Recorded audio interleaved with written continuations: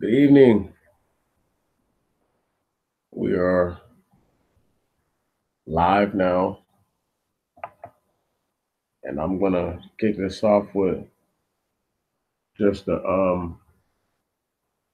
real basic touching and a lot of the stuff I'm going to be hitting on over the next hour or so. Um, this live stream not going to be super long, but it's going to be real informative. So this is going to be one of those ones you can go back to. This isn't going to be the only time I talk about the Augustinian order. There's another website I haven't been able to look at to properly vet it. But this one is okay just to go with, and it's the Order of Saint Augustine was founded in 1244 in Italy when several communities of hermits living in the region of Tuscany came together to ask Pope Innocent IV that they be united and under one common rule of life and one superior general like other orders that had recently been founded. The Pope gave them the rule of St. Augustine, and as representatives of each of their houses gathered in gathered in chapter to elect a prior general who would be the sign and principal promoter of their desired unity. Not many years later, as the number of friars grew and the order became more geographically extensive, other similar groups of hermits scattered mostly throughout central Italy were united to them, forming in 1256 what has come to be known as the Grand Union of the Order. The strong eremitical emphasis which characterizes the early groups gradually began to give way to a mixed life of contemplation and pastoral ministry as the church called the order to form part of the Mendiant movement and engage work and evangelization. There we go. Hate words like that.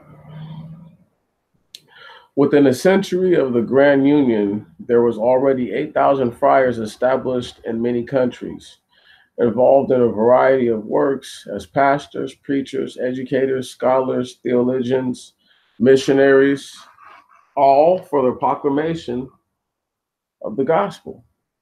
I want you guys to listen to this right here. They did a variety of works as what? Pastors, preachers, educators, well, hold on, and scholars. Those are the two ones. Those you keep in mind.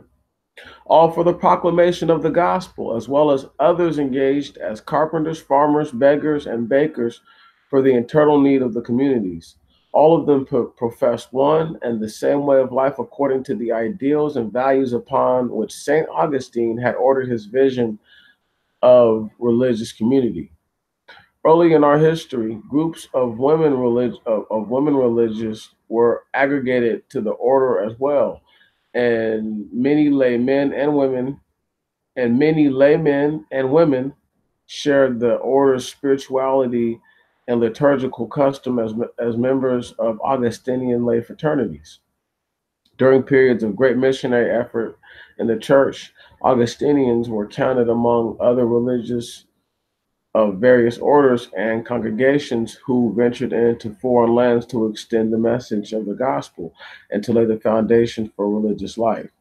They ventured throughout Europe, as well as North and South America, Africa, Japan, Persia, India, and China.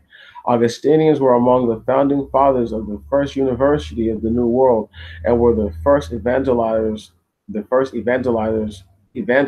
of the Philippine Islands. So this just explained a whole lot about a lot of different places on Earth. Counted among the members of the order, whose numbers reached the peak number of 20,000 worldwide at the time of the French Revolution, are numerous saints and martyrs, theologians, bishops, and cardinals of the Church. Presently, members of the order live and minister in over 40 countries on every continent, preaching the gospel in a wide variety of ways. Preaching the gospel in a wide variety of ways among people of faith and no faith, of many cultures, language, and traditions, seeking to foster Augustine's ideal of uniting people in the communion of mind and heart for the glory of God and the services of God and the service of God's people. So, long story short, with the Augustinian order, they're Catholics. This is why the Philippine Islands is infested with people who are Catholics. Okay. And this is why the Chinese beat their ass out. One moment. Is this it? There we go. Bam. And let's just read this real quick about this young man, and then we're going to break off into what the lesson's about. Because it's about this, but we're going to talk about a few different things. So, this fine gentleman here, his name is Gregor Mendel, as you can see. Let me blow it up just a little bit, make sure it's big enough. And Gregor, he's a special man. Because, like the people I was just reading about, he's one of them. He's an Augustinian. But we're going to get to that. We're just going to read about his life. Gregor Mendel is usually considered to be the founder of modern genetics. Though farmers had known for centuries that crossbreeding of animals and plants could favor certain desirable traits, Mendel's pea plant experiments conducted between 1856 and 1863 established many of the rules of heredity. An Augustinian monk living in what is now the Czech Republic, Mendel had access to an experimental garden in which he could breed true lines of pea plants and patiently wait for them to crossbreed in specified combinations. He worked with 7 characteristics of peas plants. He worked with 7 characteristics of pea plants: plant height, pod shape and color, seed shape and color, and flower position and color. Using the example of seed color, his results show that when a yellow pea and a green pea were bred together, the offspring plant was always yellow. However, in the next generation of plants, the green peas reappeared at a ratio of 1 to 3. To explain this phenomena, Mendel coined the terms recessive and dominant in reference to certain traits. And the preceding example, green peas are recessive and yellow peas are dominant. He published his work in 1866, demonstrating the action of invisible factors, what we now call genes, and providing for visible traits in predictable ways. Mendel never enjoyed recognition in his lifetime. Let's read that again. Mendel never enjoyed recognition in his lifetime. In fact, it was more than 3 decades later, in 1900, that 3 scientists doing agricultural research discovered his 1866 paper. Eric Schermark, Hugo De Vries, and Carl Correns independently verified several of Mendel's experimental findings, and the age of genetics was born. In the next several decades, scientists would learn more about genes and the special substance called DNA that carried each living thing's specific traits. Now we're going to let it rest and let it die right there for a second, only because I want to keep some of that because I got some stuff I'm working on with all this, so I want to present everything the proper way. So,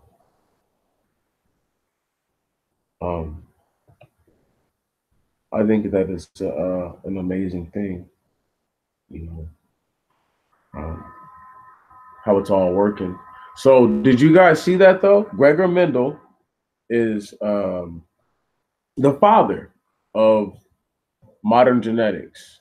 Uh, that's a really important thing because he's an Augustinian monk. So even though we didn't go super duper in depth, so the first reason I didn't break all the way off into the Augustinian monks is because I don't want them to get the credit for what he was doing, and then I don't want him to get the credit for what the Bible gave him. So on the particular part on the on the website, when it says that though farmers had known for centuries that crossbreeding of animals, stop right there. Um, he used that. He used when Jacob did the stuff with the rods and all that, right, to affect how the animals would look. They're talking about that, and I know it seems weird, but he used the Bible as his platform. And he learned all those things in which actual book? The book of the Genesis. I know it's right, right. So, what are the chances that, I mean, in my mind, what you call genetics, because they're not going to tell us of all of his notes. And as you can see, he didn't get credit while he was yet living. So there are many different things that he might have proposed, right? That could have been totally different than what we're actually seeing right now. Now, um, explaining how genetics come from the Bible. Let's just keep it right there. If this man is an Augustinian monk, and let's just go ahead and pull him up again, so that way people don't forget or don't not know who I'm talking about. This gentleman right here. This man's an Augustinian monk. What are the chances that that he reads the Bible of all things, right? And this is how he learns about what genetics are. I want you to really think about that for a moment. I want you to really, really, really hold on to this. Around the same time that this happened, right? Here in this side of the world, while they were experiencing what I refer to and what I know that they're still, look, it hasn't changed. These people are still in white heaven. I didn't say that there's anything good or bad about that. It's just a matter of fact. And during this time, around 1900 is when the eugenics movement came in real tough. Okay. Now, why that's so important is because without him, without Gregor Mendel, you could minus the entire eugenics movement. You would minus DNA, minus all of it, minus everything that you know about genetics, minus all that shit. So if you took away the Bible right now and put this same guy out there in history, just took away the Bible, I guarantee it's not happening like this. He's the only dude on this entire thing that I read about where I would go over not tonight, but in another segment that's actually totally dedicated to talking about how DNA truly works. And I'm going to pull up this picture in a second with the little animal hairs because I just want y'all to really see like that is such a big deal, you know, for there to be a picture that can explain that certain human hairs are resemblant of dog hairs. Let's just use white people for example, and people say, well, they smell like wet dogs, right? Well, what are the chances that the reason why they smell like wet dogs sometimes is because they have the same oval shaped hairs, a certain part of their genome, right, is so similar to that when it produces their hair and their phenotype, that it resembles that of a dog. So therefore, when it gets wet or it gets hot or any of that stuff, it's going to have the same effects. So when animals that are like dogs get wet, they have that real repugnant smell. This is why when white people's hair gets wet, this is why it smells like that. I'm trying to break it down. I'm trying to break it down without getting too vicious on it. You know, the beauty of it is that the so-called father of genetics is not the father of genetics. He is just the introducer of he broke down what they didn't want to believe. And I'm sure a lot of his notes have to do with actual Jacob. They wouldn't have brought up he was an Augustine. Look, he was an Augustinian monk. Okay, why is that important? Because bam, when we pull it up right over here, again, 1 second, and we go to the order of these guys, and we go down once more and just read the kind of people that they were sending out to the world. It said, hold on, this was what they did within a century, right? They were involved in a variety of works as pastors, preachers, educators, scholars. Now stop right there. Now this man could have seen himself as a missionary or a theologian. Right. He could have seen himself as a theologian or mission, any one of these, a pastor or a preacher, while he was talking about what? Genetics. Where'd the word genetics come from? Genesis. I can't make it up. If this dude is the founder, if he's the father of genetics, if Gregor Mendel is the father of genetics, and he is a real Augustinian monk, the only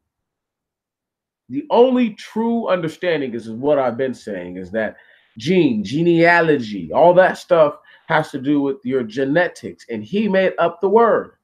He created the word. He coined it and everything. And they don't give him the respect due for it because it comes from the Bible.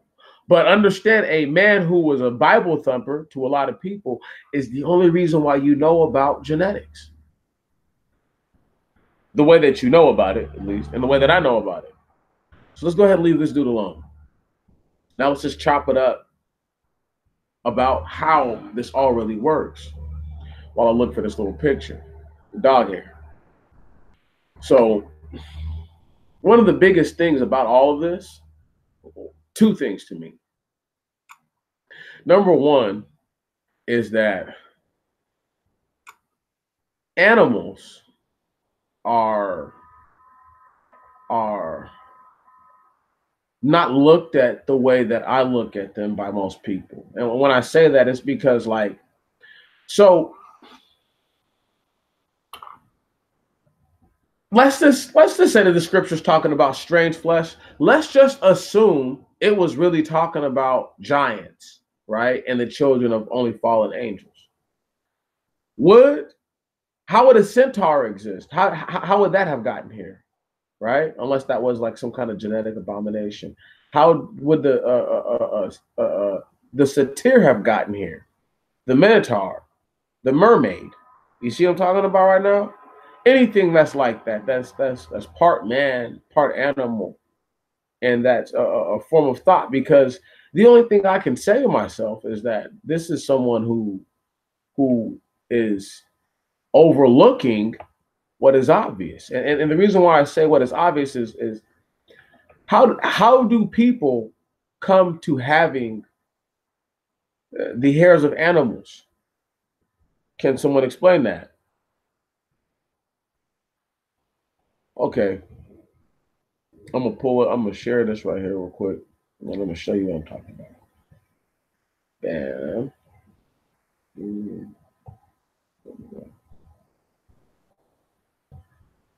All right, so that's beautiful. So look at that picture. So cattle hair, very coarse diameter, abundance of ovoid bodies. Medullae continued into elongated root area. So look, it's showing us what he's talking about. Horsehair, few ovoid bodies, bulb-shaped root. Now look, now we're going to go forward. Now you see how it tries to say that the cattle has coarse hair compared to the horse, right? We're going to break it down and see if they're really keeping it funky with us. Animal hair identification. Two types of animal hairs. Guard hair, coarse diameter, provides protection. Outer fur. Fur hair, fine diameter, provides insulation. Under fur, right? Three major groups have identified by microscopic appearance: deer and antelope family. Commercial fur animals, rabbit, mink, etc. Domestic animals. Let's go ahead and keep it pushing. Domestic animals continue. It is usually necessary that the root be present in order for one to distinguish between cat and dog or between cattle and horse. Stop right there. Did you hear that?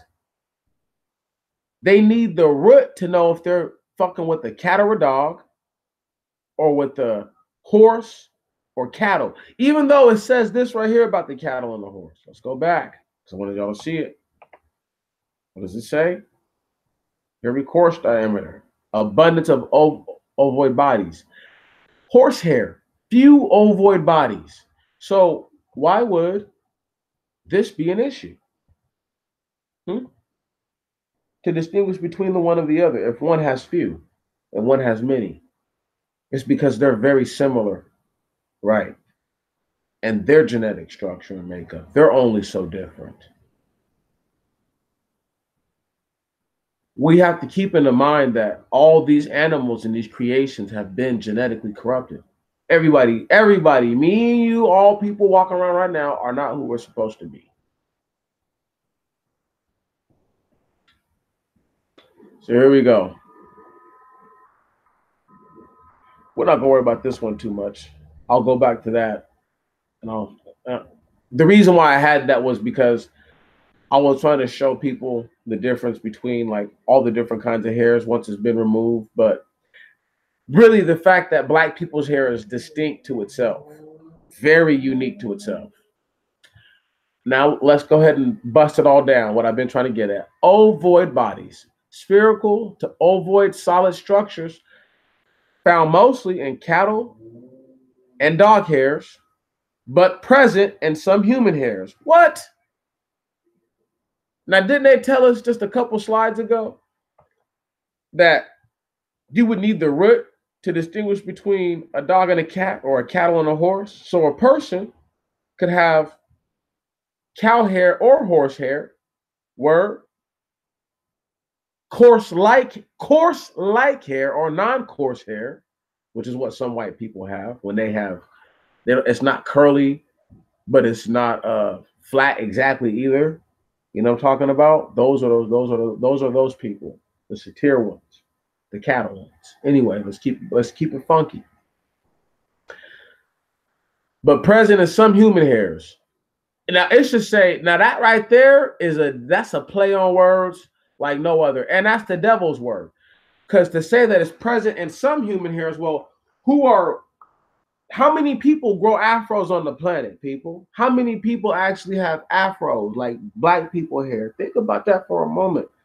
Because when you think about the continent of Africa, there's a lot of black people over there that don't look nothing like us.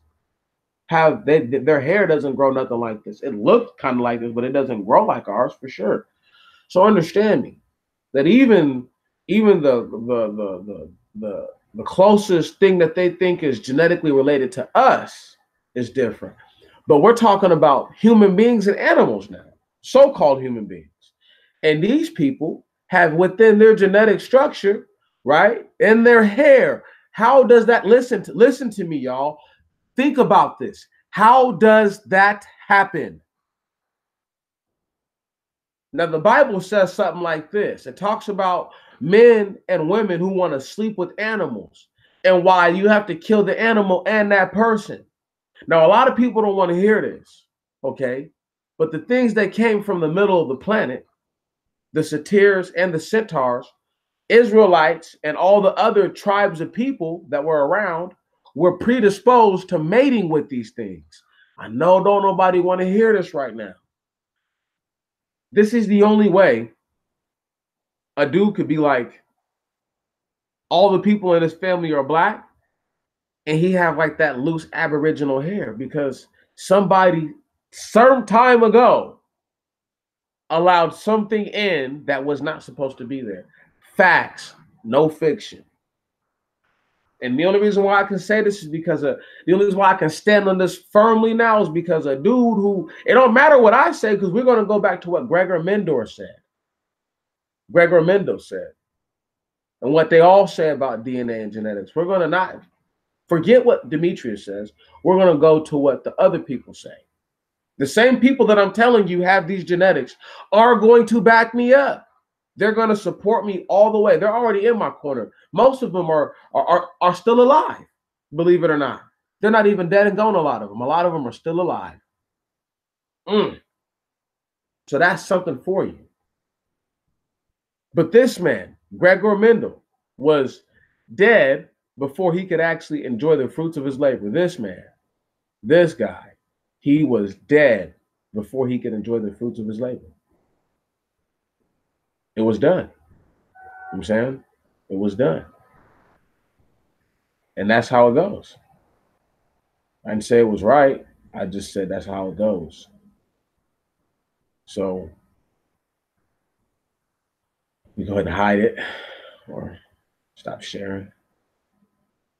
And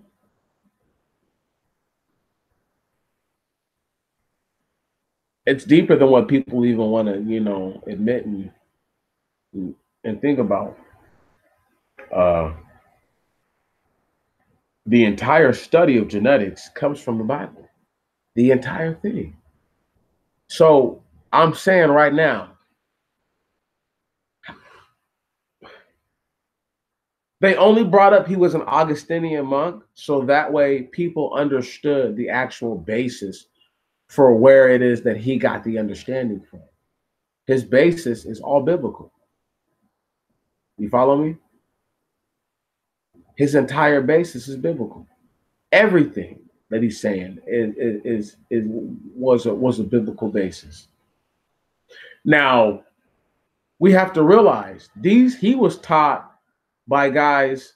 He was taught this stuff, okay? He didn't just formulate this all on his own. He was taught this within that monastery that he was raised within. He didn't know this before. So I just want y'all to understand that, like, for, a couple years now, I've been harping on genetics, and I know, like, I haven't always come with, like, stuff like this to, like, supplement it, but this is really the best that I have, Oh no, man, don't get in trouble at work, dog. You know what I'm saying? That we'll need that. This will be here later. It's not going to be super duper long. I'm probably going to be on for like another hour, maybe. I'm thinking 30 minutes to an hour, and then this should be it. It's kind of really straight to the point, but something that's really been on my mind, and I haven't been able to talk about it because I want to present to you guys all the different little things. I think it's very important that people understand his work totally discredited Darwinism. Okay, Darwinian logic is rendered moot to the things that he studied, because it proves genetics. The Bible proves that, once again, your genetic structure is finite. This is why in the Bible blood mixing is so important not to do, because if the people that you're mixing with don't have tried and true human genetics, you have now tainted your bloodline, just like that. So after they muddied up everybody's bloodline and dirtied everybody up within the Bible, right? We'll just carry on real quick. This is why now it's even more important, because they've been able to make it to where what was, I know for a fact, an even stronger gene than what it is now. We talk about black is dominant, and all that, but it's taken them this many generations to make it to where within 2 generations, you've wiped out your bloodline. It took them thousands of years. So getting people who were living from anywhere from, from Sem on down, from 600 years to you could even use like Terah, who lived to be just, I want to say, a little over 200, or just right out there. So when you have people who genetically were watered down first through the continuity of life and longevity. They were first genetically watered down there, right? And this is, once again, this is all in the Genesis, dog. This is in the first 12 chapters of the Genesis. This shit happens. So if you read the first 11 chapters of the Genesis and you have a semi understanding of what's going on, mind you, this is a Catholic order. So they have true information that people will never have. They'll never see. You get me? This dude had teaching. Gregor Mendel had teachings that people will never get. You know, I don't want people to forget or to not know who I'm talking about. 1 second. You know, this guy really got an education that is, you know, not just like, let's say, like out of this world, but it's totally special, you know, to being able to understand the scripture and then what the scripture actually means. And then for him to be able to put it forth in a scientific notion where the people couldn't argue, couldn't say anything. They went back and tested his experiments just to see if he was right. You see what I'm saying? And I just want y'all to see him, because that's important that you see this dude for who he is. You know, he is the person that I'm talking about. This man right here, Gregor Mendel. It is imperative you get that he only knows this because of the Bible. If that goes over your head, if that part misses you, and you only understand that he's the father of genetics, I failed you. Because the entire premise of what I'm talking about right now is explaining that the entire premise of genes come from the Bible. The first understanding that genetics were super duper crucial and important, we could use the cloning of Eve because she's a clone. But if you want to skip further past that and just talk about the fall of the angels, right? And you talk about the giants that were created, it tells us that the flesh of the men and the spirit of the Most High God through these angels were not compatible. Okay, that is a gene. That's a gene theory. So this is why he could say the yellow plants were dominant over the green plants. So I know people want to think that giants have dominant genetics, but maybe they actually don't. Maybe a giant has recessive genetics, okay? Because everybody else is normal. So the normal genetics are going to be dominant because that's what is prevalent in the land, right? So that means that when they mate with somebody who's of a smaller size, whenever that's applicable, their offspring is going to be much smaller. And they're going to be made smaller and smaller. And every so many generations, as it had here, the green pea to the yellow pea, and you know, and the following generations, the ratio, you know, when it does reappear, it's 1 to 3. If the genome for the giantism, right, gigantism, or whatever, is more rare than that, or more exclusive than that, then the ratio isn't going to be anywhere close to 1 to 3, because he was able to choose all these based on availability. But we can't just go in and say, okay, let me just pick a giant and have them mate with these chicks and see how big the children are going to be, right? This is why tall people normally go and have children with other tall women. You get what I'm saying? Because there's a good chance that the child is going to be their size or bigger. Every once in a while, they're not. But this is normally why they do that. This goes back to slavery, okay? Now, mind you, this dude was doing this stuff right before slavery was getting ready to get kicked out anyway, and then right as it was done. Now, what are the chances that white people were already doing this stuff and understanding these things, right? Just by making certain people breed with each other.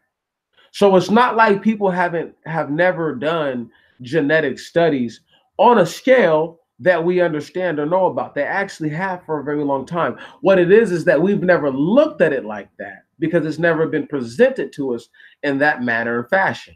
This man, Gregor Mendel, used the Holy Scripture to bolster his arguments. And how he did that was by showing people that through gene therapy, okay, the first way in which he understood it was through how when Jacob was watching the sheep and the rams and things like that for Laban, and Jacob was able to place rods in front of certain animals to produce a certain desired result once the animals mated, and the offspring would have spots or no spots.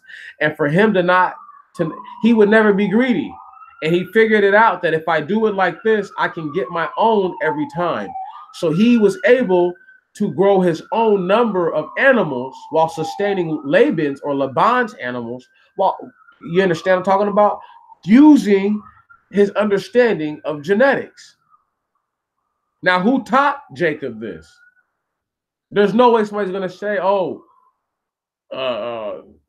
two goats were getting it on in front of some rods or whatever, right? And he just noticed that when the babies were born that they were spotted, and these other goats got it on over here that they had. I'm just having a hard time believing that. I'm thinking that this man already knew what he was doing based on prior understanding or prior teaching.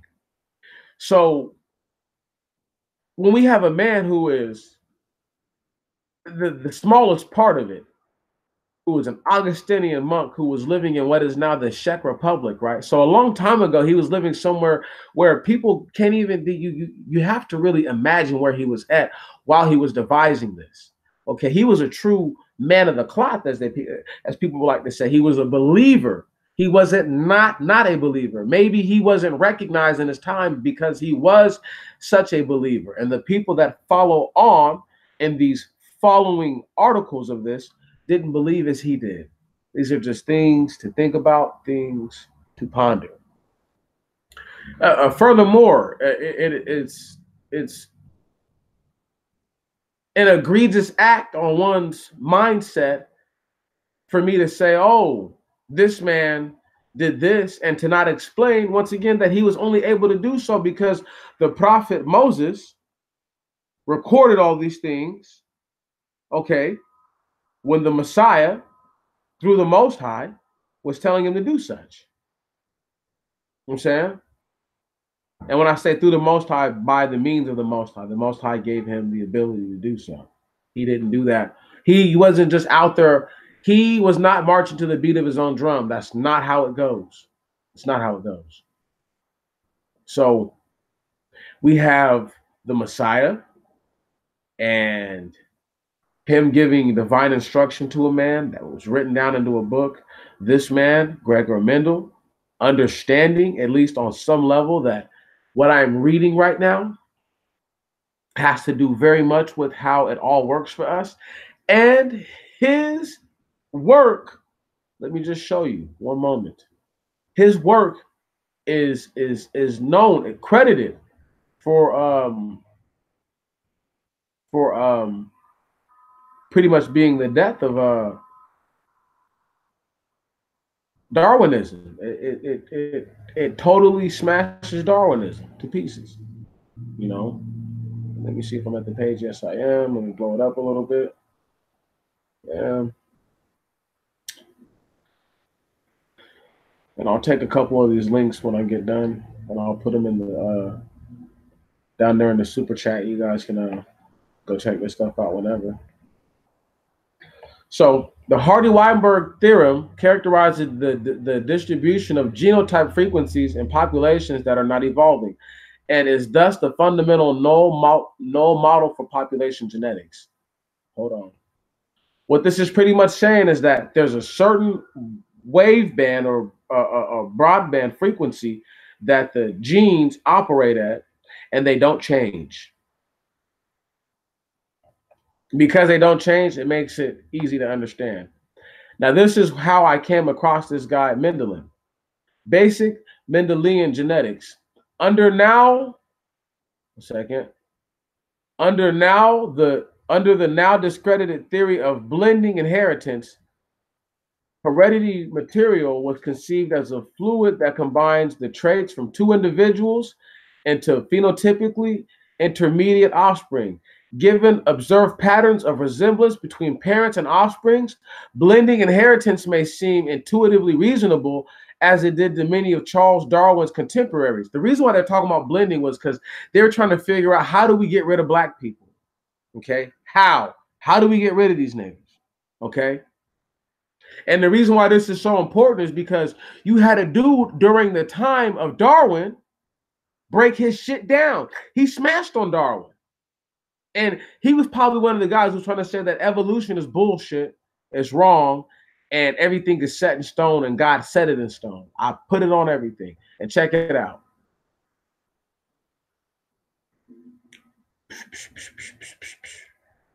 And this mode of inheritance, however, posed problems for Darwin's theory of natural selection, 1859, which depends on the existence of heritable trait variation in populations of organisms. What it's saying is that natural selection happens because you have to breed because they're there, right on? So he's saying that people would not naturally blend if there's natural selection, because naturally you're not going to blend with people if you're not around them. Can you dig it? That doesn't make sense. Blending inheritance would quickly erode such variation, since all traits would be combined from one generation to the next until all individuals share the same blended phenotype. What it's saying is that everybody around would have to blood mix in order for that to take place.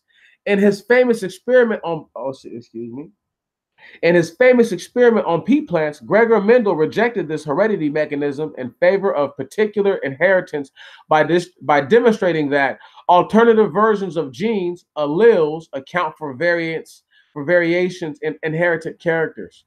Though he did not actually know about genes as such, although Mendel published his results in 1866, his remained obscure until its rediscovery in 1900, reviewed in Monahan and Caracos, 1984, which helped give rise to the modern field of genetics. Stop right there. Damn it. Damn, I'm good. Don't nobody gotta believe me. Don't nobody gotta believe a damn thing I'm saying. At this point, I'm gonna give you guys another 20 or 30 minutes of just what I really think about all of it. No, I'm done with this, you know. Now I might just go off. I don't know. I might just talk about a little bit of different stuff. But this has been on my heart and my mind all week, and I've done a couple of different little things throughout the week, so that way, you know, I could be busy. But this next week, I'll drop the Maccabee stuff that I'm doing. I'm gonna tie in every little way I can how what the Maccabees was doing has everything to do with what I'm talking about right now. I'm I'm going to talk about how people being Israelites is different than people being Israelitish. How that's different than them being a Jew, right? How that's different from them being Jewish, and why people should totally consider the fact that the scripture is the strongest basis for what these people have to go against. If you've ever watched that show, Ancient Aliens, the only text that they truly have that they can go against is the Bible. They'll use mythology and lore from like other places, but the only text they really have that will support most of what they're trying to say is the Bible. And they'll be, you know, and they will start with places that they always will start somewhere where it has nothing to do with the scripture. Somehow they'll find their way into the scripture. So if you can just appreciate that genetics are truly birthed from one dude, right? And I know that they're not birthed from him, but the idea, the study of what we understand. What up, bro? The study of what we understand about genetics is hinged on this one guy, Gregor Mendel, you know. he is something something of a true enigma, because as I just read to you, he was against Darwin. He didn't believe any of that stuff Darwin was laying down. And it makes even more sense as to why he was obscure. But once they were trying to figure out what it was, how to get rid of black people, eugenics, okay, talking about gene superiority, gene inferiority. Well, what he was talking about would never have supported eugenics. It would have actually put eugenics in the grave early too. But since he was dead already, they didn't have to worry about that. You see how it works? And they were able to ride with their guy Darwin and keep his stuff on high for all those years. But without this man Gregor Mendel, if you just had what people understood as, what I'm saying, Darwinism, Darwinian logic, that's all people would know now to this day. Gregor Mendel might have actually saved white people from breeding themselves out on accident. Think about it. Think about it. Because if he was able to show how the yellow pea was always going to beat the green pea, right? And then the other generations, certain things would show, certain phenotypes, which would be the green pea. It didn't talk about the pod shape, right on, or any of that stuff. It just talked about the color, because that was the most easiest thing to keep track of. So this is why we have people who, when they blood mix out, right? You might have a guy who go, and in his family there's a Creole woman, and he marries a chick who's black like him, but in her family there's a Creole dude or a Creole chick or something like that, and they have a baby that is what people call a red bone, right? Even though they're both brown, they do the blood test and all that, and it's obviously the guy's kid. Understand this, that it explains what happened with Noah. Okay, see, Noah's birth is like this: is you have the dominance of a certain genetic, right? So, and this is how I'm going to explain Noah's birth, because Noah's father comes from a union of people, one parent. I want y'all think about this. Think about this. Lamech only lived to be 752. In the King James Version, they say 777, but I'm going to go with the Septuagint and say 752, 753, something like that. 752. So he lives to be 752 years old. His son lives to be 950. Genetically, there's a difference in their genetic pattern for him to have lived 200 years less. Unless you're telling me that the birth of Noah literally stripped 200 years off of his life, I have no choice but to believe that the grandmother of Noah, who is the mother of Lamech, was not from the Adamite bloodline. I have no other choice but to believe that. I have no choice but to believe that she was from a bloodline of people who had already been tainted by the line of the fallen. So much so, the fallen's children had white skin, white hair, and funny colored eyes. And with that, even more so, these same fallen ones and their children, right, had a certain disposition. This man was born a generation later. I'm trying to explain to you the pea pod experiment through Noah's birth. Thank you very much. This is how Noah was born, like this, looking like them, right? Now you have to understand, unless you come from somebody who has a blended, right, a blended inheritance, that could never be the case. You would never see it. So this is one of those things where we have to really truly look at Noah's birth is the actual proof to this experiment. because we have a man who lives not only significantly longer than his father, but he bears resemblance to a class of species that are not considered human. Mm. Be it because someone in his family had someone in their family and their bloodline who wasn't completely human. This be a fact. This right here is the same information that was presented by one Gregor Mendel. Now, did he use the the the story of the Genesis from Noah? Sure, I'm sure he didn't.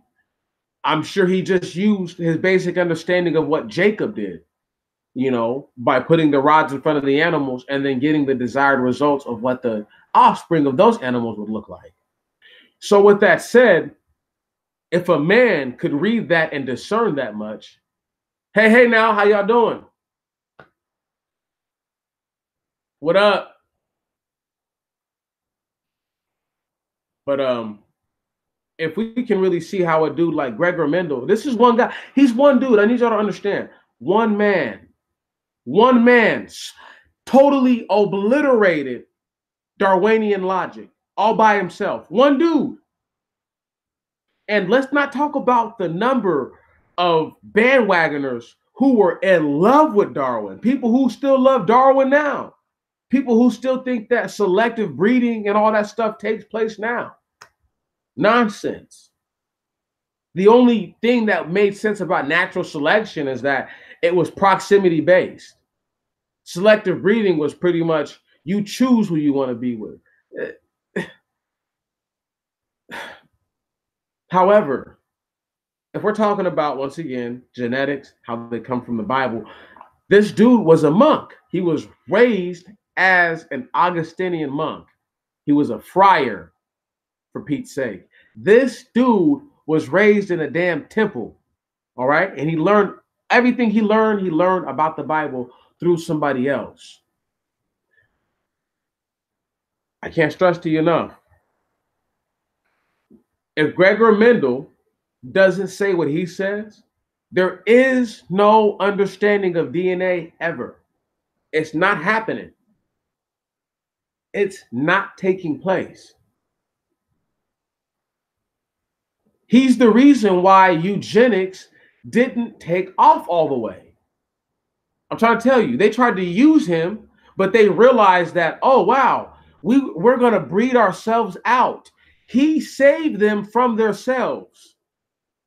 He literally saved white people from themselves. White people had this grand idea that if we just start marrying with the black people, just force ourselves onto them, men and women, right? That we'll all eventually mix. And what they came to find out was, oh no, actually these dominant genetics will stay prevalent and stay present, and our recessive genetics will be washed away. And they'll only show themselves every other generation, if that. So you have a dude who, he didn't do that on purpose. He was already dead. I don't think people understand. Like, he was already dead and gone. He doesn't get any of the credit that he rates. This guy, he should be given credit for them knowing what DNA is. Everything. He's the only reason why they know it. And the only reason why he knows is because it comes from the Bible. I'm going to type something in right here real quick. Oh, whoa. Gene. 1 second.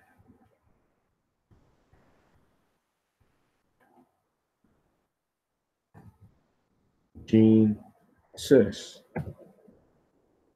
Gene ticks.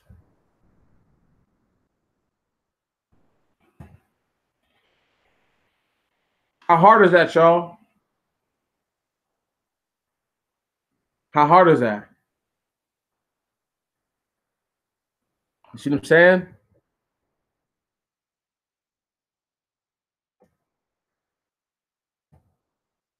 It's that simple. But yet, I'm tripping. Only 2 of those words are in the Bible. Only 2. Yet the root word for the word Genesis is gene. I can't stress this enough. I know everybody's like, y'all, you've been talking about this. No, no, no, no, no. I'm talking about another guy now who is considered the father of modern genetics, talking about how I never knew that this dude was an Augustinian monk. And I've been harping on how I know for a fact that genetics come from the Bible for the longest. I know you guys, you know, take heed to what I say. Obviously, you're here listening, so I know you take heed. But I have to give you something so that way you don't have to worry about like if somebody who you think sounds well spoken or is just in opposition to what you're saying, you can say, hey, well, look, if I'm wrong, then this guy's wrong. You follow me? And he's considered the father of genetics. So it gives you not even a crutch, but this is just one more foundation and layer of armor that they have to totally strip off of you before you see what I'm saying? And then if they strip that off of you, if they find a way to, they've taken from themselves. They've taken from themselves then. I did a recording the other day. I'm going to put some pictures to it. And it's about gene therapy and about how their study of genetics has only benefited white people. It's only benefited white people. How is that? Because only white people are the ones putting up the money for this stuff. So they're only studying white people. They understand the white man very well now. But they say they argue that things that are so like let's say because there's a part in the article that I read, right? And I'm just paraphrasing, but it goes something like the factors for diabetes and a European or Caucasian male is different for the factors for an African American male. Stop right there. You're different people. You follow what I'm saying? But they're explaining how the people who are being who are the sole beneficiaries almost completely of all this research, right, are the sole providers to it. They're the only ones who are actually giving their money to it, donating, whatever you want to say, right? They're the ones floating the bill for this stuff. Now, I read this thing, and it once again, they want to use some 500,000 people of ethnic and minority background. What they really meant was they want 500,000 of the people out of the 1 million people that they want to do this stuff on, right? They want to do it on black people. And let me break something down to y'all. I didn't know this. It's called PSCK91 or something like that. It's a genome that's related to diabetes. How they figured out how to make better medicine for people who have diabetes were through African Americans who had very low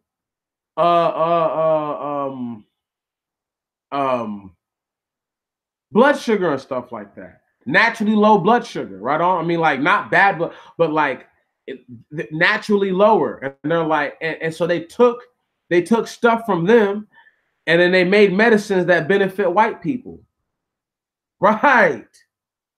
So they only want your genetic studying. They only want this shit so that way they can try to better themselves and make themselves better by reverse engineering whatever it is about your genetics and then re-engineer it for their genetics.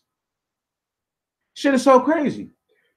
But once again, all this stuff comes right out of the Bible. I can't stress it enough.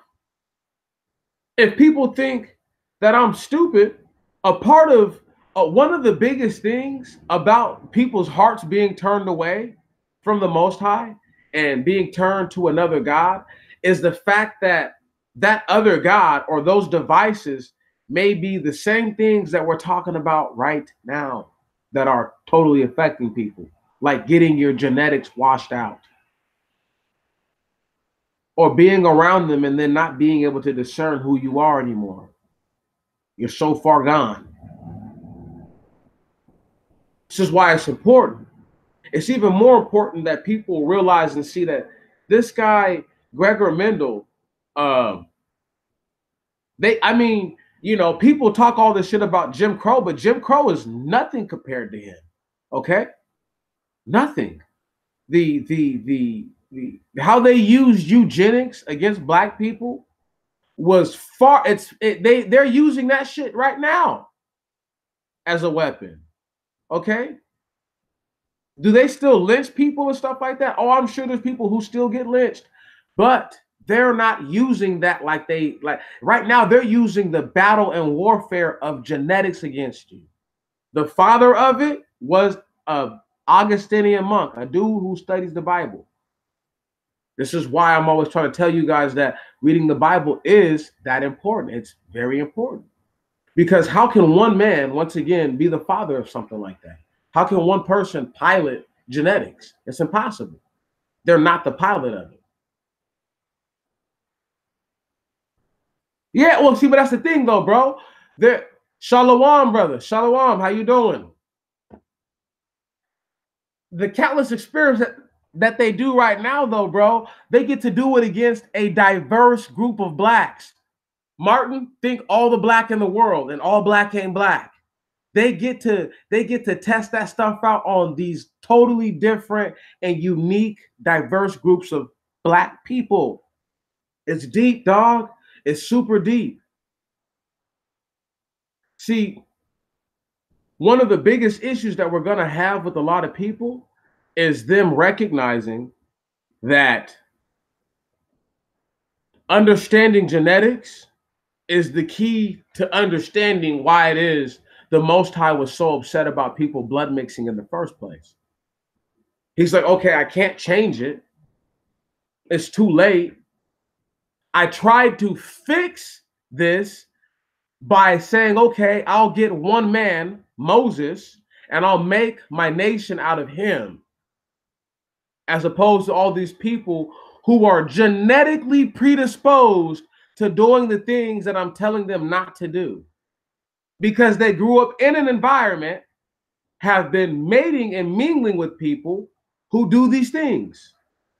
So understanding genetics gives you understanding into how people think and how they conduct themselves.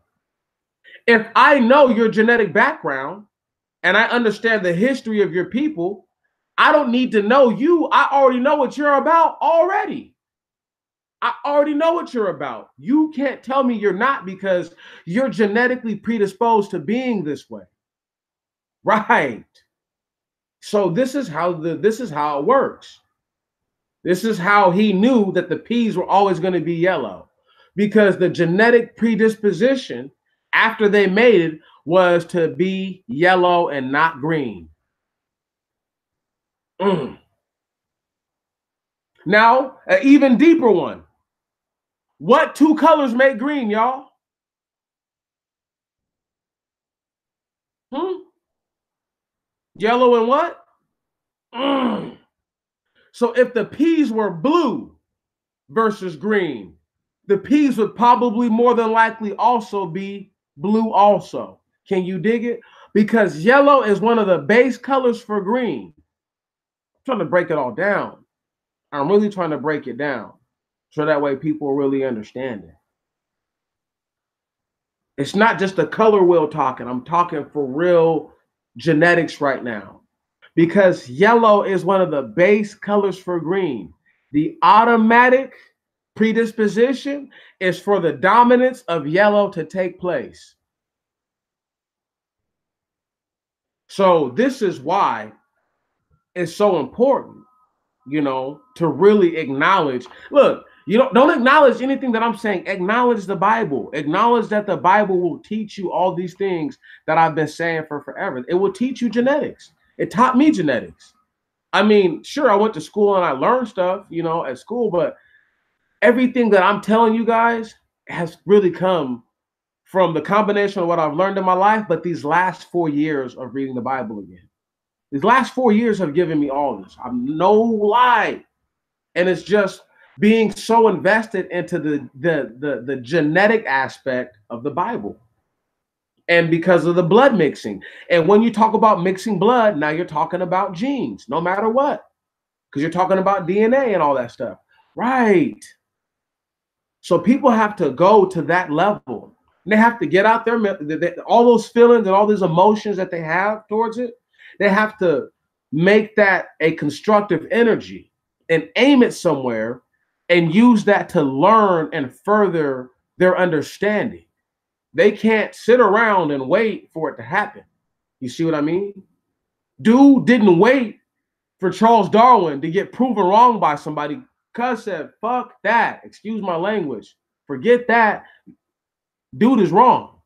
Dude does not know what he's talking about. And how I know he's wrong is because of this. They use pretty much, he used Darwin's own theories against themselves. A house of cards and it folded on itself. This dude said what he said well over, you know, well over 100 years ago. And look at it. Look at it. It's still prevalent to this day. Now, the reason why I'm so happy and so giddy about it is because, once again, I've been talking about genetics for forever. And it's nice for me to be able to have something to say, okay, hey, look, check this out. It's not what I'm saying, it's what this other guy is saying. And what are the chances that they call this dude the father of modern genetics? Right. So if you're going to argue with the father of modern genetics, and you have what to stand on, what legs do you have to stand on?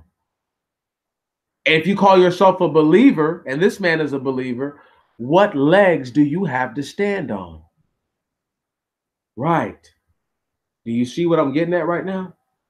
I create very interesting dynamics for people because they don't ask themselves these questions, and they don't ask them of themselves. Why they won't, I don't know. I'm not gonna say I don't care, but I don't know. So what's going to change everything? What's going to make everybody really understand? You know, not you. You guys don't realize what I say to y'all. I I take speaking with y'all very seriously, but at the same time, I know because you guys actually are up. You're not in opposition. We're in league together. You know what I'm saying? You're just taking what you can take from this and then adding it to your own understanding. You're nothing that you do is ever going to be the issue. The issue is going to be the people that you and I deal with outside of one another who don't think like this. And case in point, there'll be a person who maybe they believe very strictly in science, and you're trying to explain that one of the founders of the father of modern genetics was a freaking Catholic monk. You see what I'm saying? And if they can't understand that just because a person has faith doesn't mean that they don't operate within reason and logic, then you're going to be at a crossroads. We're always going to be at crossroads with people like that because they're going to separate one thing from the other. So when they hear religion, common sense, long-term thought process, all that goes out the window for people. For some odd reason, it's no longer an applicable thing. I think that's a travesty. I know it's a travesty. Really, it's a mistake by us all to be in these situations and to be in these positions. But what do we do? You know what I'm saying? What do we do? What do you say about that? You know, what do you say when the prognosis for our situation lies within the same people that we're saying are our enemies, but our enemies are the only people who are promoting the things. Hold on, this guy's an enemy in so many ways, but he's an enemy who's promoting in so many ways the truth, but for his own reasons and stances. He may have only proposed these things because of Darwin.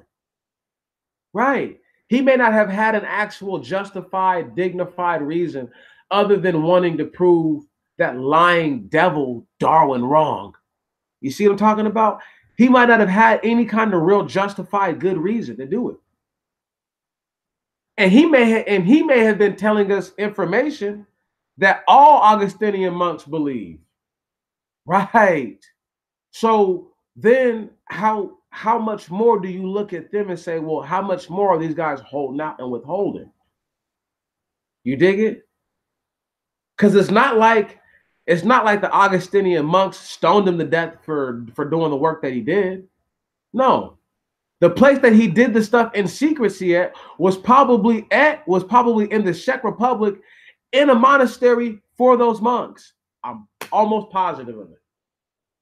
I'm almost positive. I'll have to really look into it, but it just, where else was he doing this stuff at, y'all? Huh? He was doing controlled experiments. Controlled ones.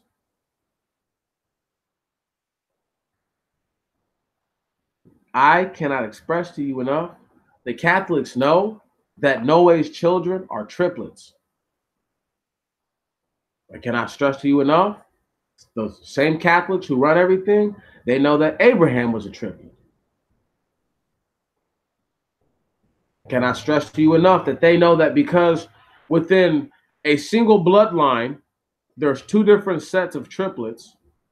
Black people to this day produce people who have doubles and triplets. Not all the time, but often enough to where it's noticeable. These are genetics. These are how they work. Now, when we start talking about DNA, RNA, and alleles and all that stuff, see, once again, I told you guys I was turning the page, and this is where I'm going. Because I need everybody to understand that, like, I have not been bullshitting you this entire time. I have not been lying at all. It's just every once in a while you lose your steam, and then, it takes a little bit to get it back. But now that I'm feeling better, really better about everything, I'm feeling pretty good about my legal situation. I just feel better. I don't know how else to explain it. So because I feel better, I can go into this more in depth, and we're going to really surely start to pick apart how DNA really works. We're going to really pick apart how, if these white people who are doing these all this experiments and all this research into gene therapy, and how it's almost exclusively solely only benefiting them, and how they're able to use different people's genetics to benefit them, right? Then I need to break it all down further and further and further. Because Black people aren't going to get it until, well, these white people think that, hey, we can take their genetics for athleticism and for their cognitive reasoning. Hell, soon enough, we'll figure out how to take their souls from them, put those in our bodies too. So this is why I'm always saying the stuff that I'm saying, because their so-called science is witchcraft, sorceries, wizardry of the worst. Of the worst. Without understandings of genetics and DNA and all that stuff, necromancy can't even take place. Dr. Frankenstein is a necromancer. Right. Anybody who brings people back from the dead is a necromancer, dog. But I don't even want to get carried away with all that, because he ain't got nothing to do with nothing. But that's the whole point, is that until there's a community of Black people who devote themselves, right, individually on their own terms, to understanding better and more thoroughly what we think and what we call the scripture, we're always going to be at a crossroads like this. And when I say dedicate themselves, that means that Um, that doesn't mean reading 10 chapters a day out of the Bible. No, that just means that, you know what? As opposed to sitting down here and watching this movie that I was going to watch, and I just looked at my Bible, or I just looked at my Septuagint or whatever, and I'm like, you know what? Let me just go ahead and pick this up and let me read this, because what may have just been a couple pages might turn into an hour, and then within this hour, I might discover things that I never realized before within something that I read all the time, or I've called myself submersed in. You know, was submersed in the book of the Genesis. And it took me forever to see that Noah's sons are triplets. Submersed for a long time. And then it took Andre Wickham to point out, hey, bro, I'm pretty sure it's reading the same that Abraham, Nakor, and Aran are also triplets. Right. And I'm like, oh shit, right. That is how it reads. So when we have the time to dedicate, and it's not about dedicating hours, it's about taking 5 and 10 minutes here and 5 and 10 minutes there and doing that. And then within the week, when you've done 5 and 10 minutes here and 5 and 10 minutes there, within the week, you've given the scripture an hour of time, right? To where you will dedicate more time to reading and understanding. And what you don't understand, you'll come back to. You see what I'm saying? Um, this is how I know that those Catholic people have other books. They don't. They're not just going based on their own understanding. Because if they were, there would be everybody would be Catholics. Nobody would be any other branch of Christians. They would all practice Catholicism, and there would be no need. It would be hard to understand why you wouldn't. You get what I'm saying? They would have they would have like pretty much bona fide priest. But these guys don't know anything. They only know what they're told. And I mean, even now, more so when I think about it, freaking Gregor Mendel might have just been a puppet for the Catholic Church just to prove Darwin wrong. You get what I'm saying? Like, like, because the Catholic Church could have understood the implications of Darwin's theories and understood, like, yo, if we let this guy go on talking like this, he's gonna get white people bred out. Mm-hmm. Because selective breeding would have made it okay for white women to give their to allow any man to put their seed into them. Right. And white women were already predisposed to wanting to have sex with their cattle, with their black slaves anyway. So I don't see I don't I'm thinking about it, and I'm just like, the more I think about it, I'm like, I'm kind of convinced that somebody had to shut Charles Darwin down. It's the only feasible thought, because Darwin wasn't explaining anything through sense. This man used the Bible to make sense. I need you to really understand that. And it made so much sense that it made theories that were nothing more than word salads, right? They were word soup, salad, and sandwiches that Darwin served to everyone. Everybody ate it all up. And when this dude came with one cup of the truth, just one cup of the truth, it totally made that meal everybody ate almost seem as if it was toxic, as if it was poisonous. And they still tried to salvage what Darwin did. And they tried to use Gregor Mendel against himself by getting his theories, what are actually facts, to prop up eugenics, the study of to me, it's the study of gene superiority. You know what I mean? They can tell you it's whatever, but they tried to use eugenics to say that white people were dominant to everybody else. So um, this is where white supremacy really truly comes from, is eugenics. And you got to understand, those people like J.D. Rockefeller, Andrew Carnegie, the J.P. Morgans of the world, right on? The Cornelius Vanderbilts, those kinds of people. Those were the ones who put all their money all into this shit. Okay.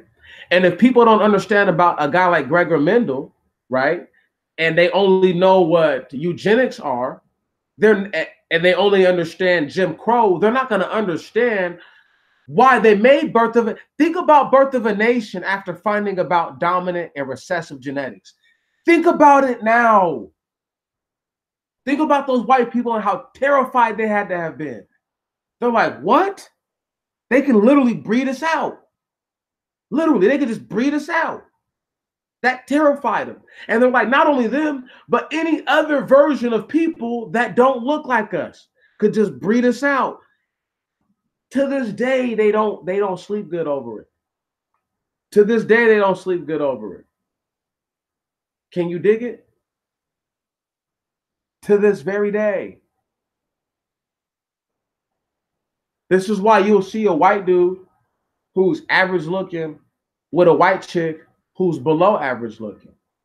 This is why you'll see a white chick who's, I guess for a white person, above average looking with a white dude who is clearly below average looking for a white dude. Because they understand if they don't make babies together and they follow after their lust, the lust in their heart, they could very well be seeing the last of themselves. This is why it's so big. What Charles Darwin did is small peanuts compared to his head getting busted with his own words. It's worse when your own words are your destruction. That's the worst thing. That's the worst thing. Like caveat real quick. When I did the little thing last week about white heaven, in no way, shape, or form did I mean for white heaven to be some kind of rebellion or revolt against our stay here in spiritual and physical Babylon. However, back to this,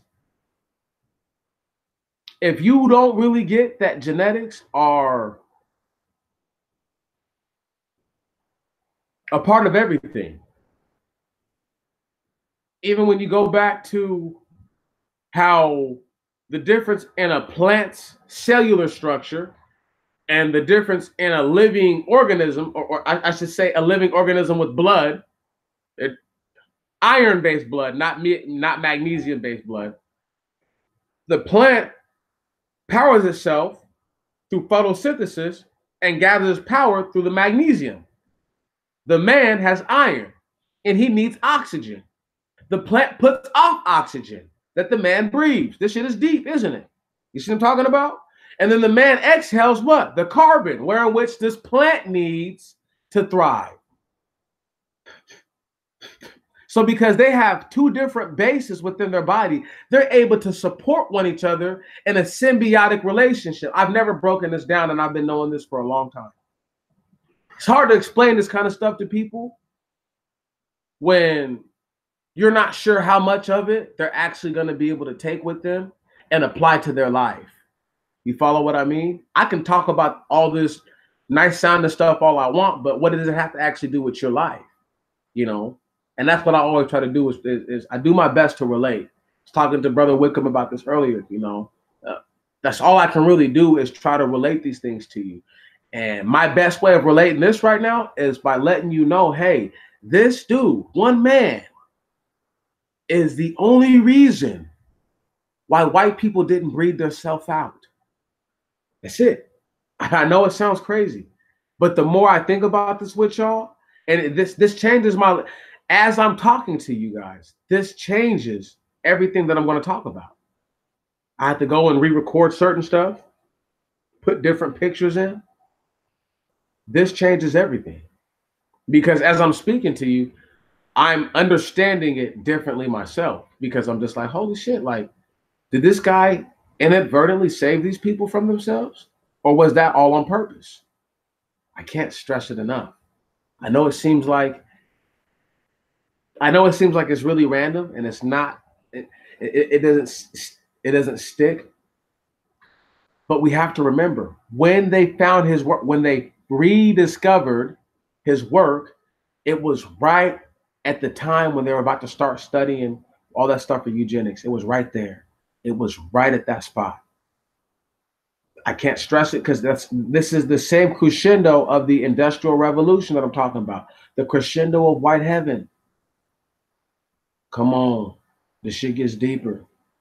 Right, right before. See, right now, can you understand Jim Crow? Think about Jim Crow on this level. If selective breeding is real and natural selection is real, these poor whites that live around these poor blacks naturally may decide to select one of them. These blacks that are better off than these poor whites may be able to selectively breed with these white women. We don't want that. So, in order to disrupt Darwinian logic, we must now interfere on our own behalf. Because if we don't, we may have doomed ourselves. Darwin almost doomed his own people. And once again, and this ain't no, and you know, I know that we've kind of veered off subject, but I'm gonna bring it back in. So I got my lasso out, bam, pulling it in now. If this guy Charles Darwin never puts forth his theories, I have a hard time believing that this man Gregor Mendel is interested in the form of can't call it genetics, the form of science he was attempting to express back then. It is everything, my black brothers and sisters. It is everything to me that y'all get the same information that I got. And the same way that I understood it is the same way that I'm going to tell it to you. I know I'm rough around the edges. I get that. Totally understand that. I know my deliverance could actually be smoother sometimes. Totally get that too. But this is how I do it. You see what I'm saying? And there's a lot of stuff that I don't get credit for that I know for a fact that I have brought. I've brought it forth to the people, and I will continue to bring forth things to our people. You know, but that's why I'm so exclusive with y'all. That's why I only like to deal with you guys. The thought of dealing with a lot of people doesn't bother me. It just, I know that there's just phonies around, you know. The 8 people who are here, I know are real legitimate people who could be doing anything with their time. And as opposed to that, they're listening to what I have to say. Because you've listened to what I've had to say, I just wanted to just put this out there that in no way, shape, or form am I saying that because this guy proposed that genetics were in the Bible or that he was an Augustinian monk, that saves him from the wickedness that his research has wrought on the planet. It doesn't do any of that. It doesn't absolve him from any of the sins that he committed while he was yet living. What it does is that it gives credence to the fact that a form of science that is godless, that is totally unholy and ungodly, came from a man who was a monk who studied in a monastery type setting. Don't y'all think that's amazing? Don't think about that for just half a second. Isn't that amazing? That a man of God introduced, not trying to be ungodly, but what is now an ungodly version of witchcraft upon the world. Think about that. Without his discoveries, cloning and all that stuff would have the stuff that the freaking Nazis accomplished are because of dudes like him. I can't stress it enough.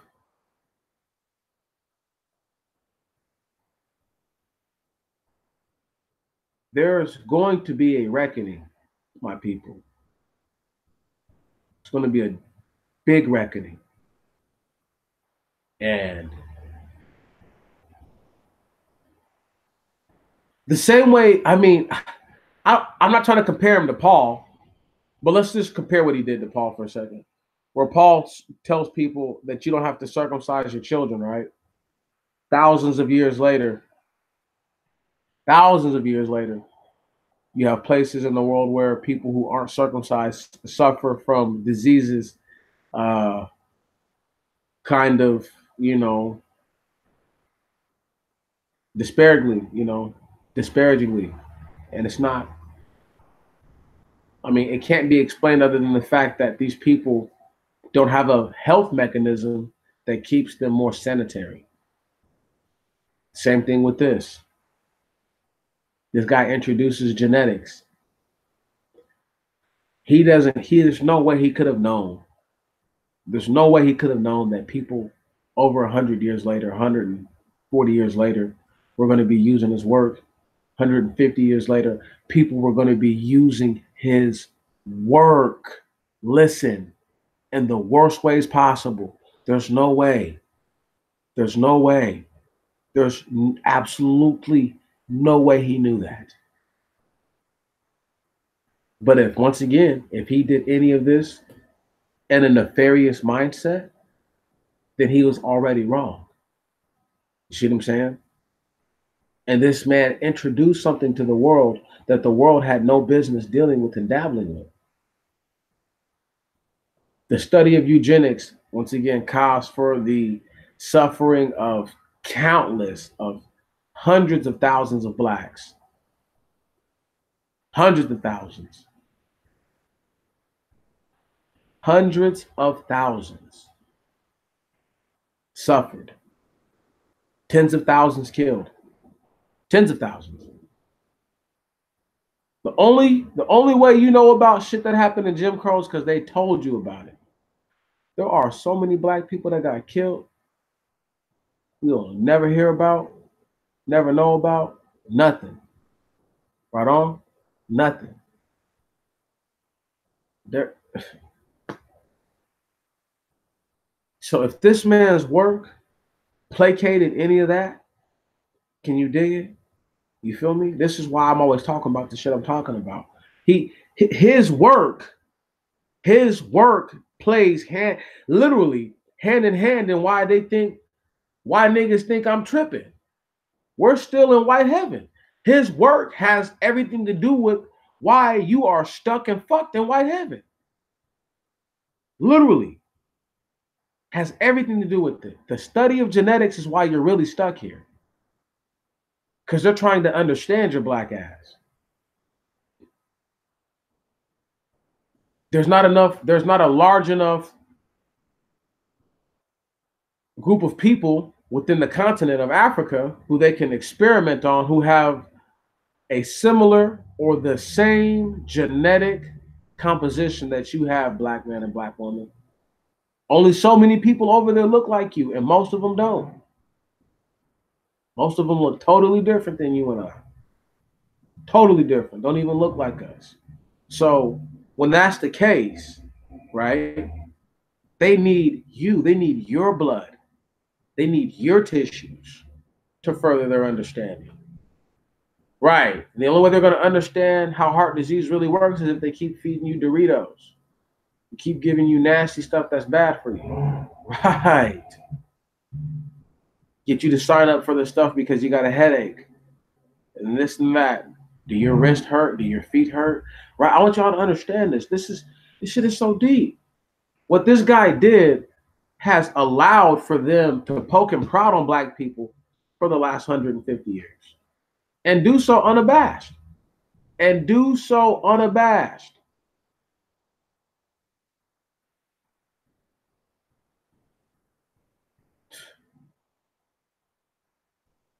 I just get sad now thinking about every black man that was killed because some white guy was afraid that this black man was gonna have sex with his daughter and get her pregnant. But this black man already got a wife and kids.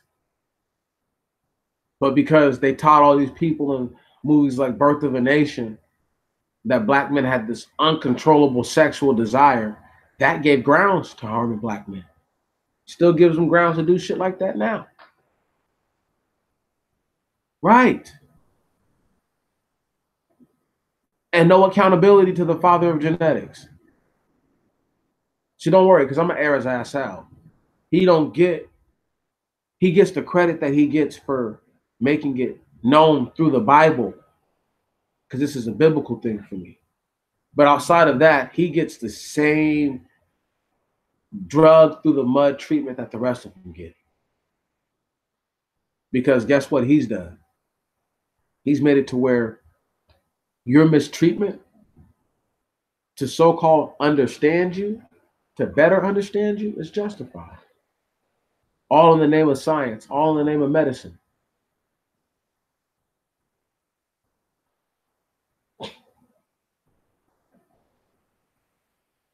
That shit's amazing, y'all. Is there anything that anybody wants to ask while you still have my undivided attention? Anything at all? I'll wait.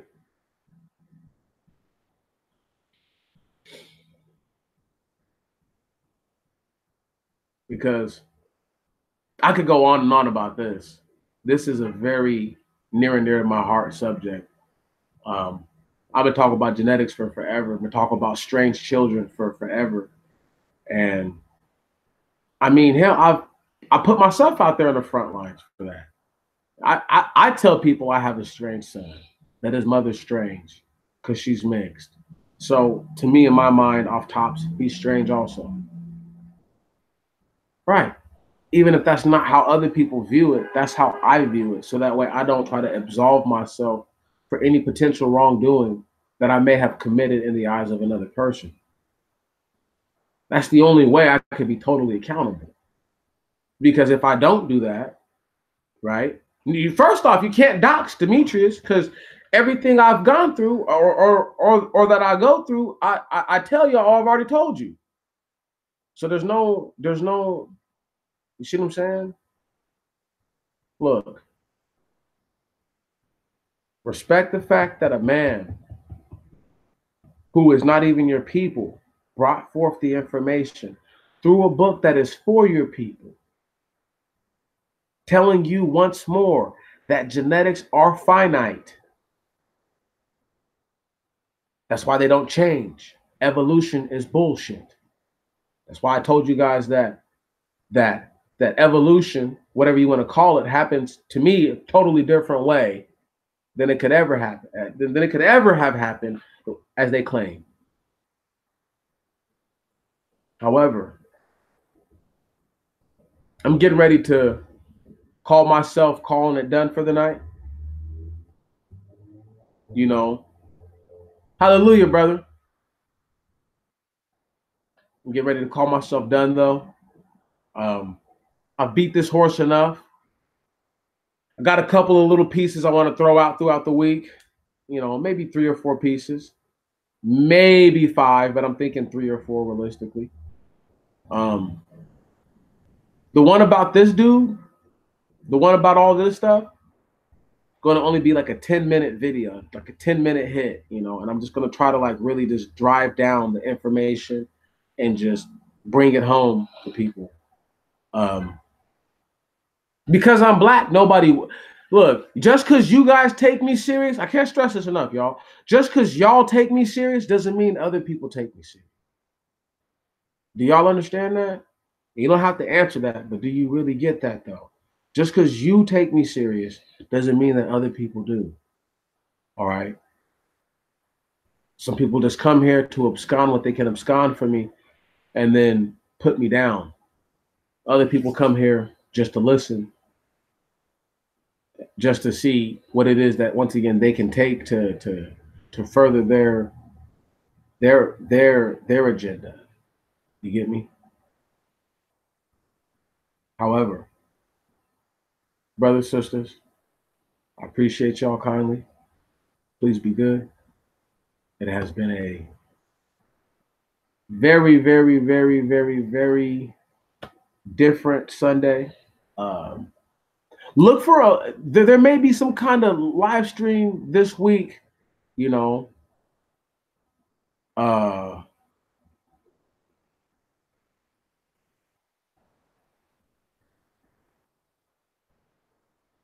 look for one this week. You know, just look for something. Something might be coming out. You know, I might just go all in because I wanted to go all in today, go off the cuff. You know what I'm saying? But I said, nah, let, let me go ahead and hold that back. But I'm ready to go ahead and just do like a straight good old expound. You know, I might live stream it. I might just record it. If I record it, obviously it's not going to be that long. But if I live stream it, then we're gonna chop it for a second. But outside of that, y'all, man, please have a blessed night. Love you guys very much. It is always an honor. Be safe. Put the Most High first, and just remember where you're at all times. We are not amongst friends and brethren. We are amongst strangers and heathens. And that should be something that you keep in your minds. And just know that it was a stranger and a heathen who introduced modern genetics to the world from your Bible. Thank you.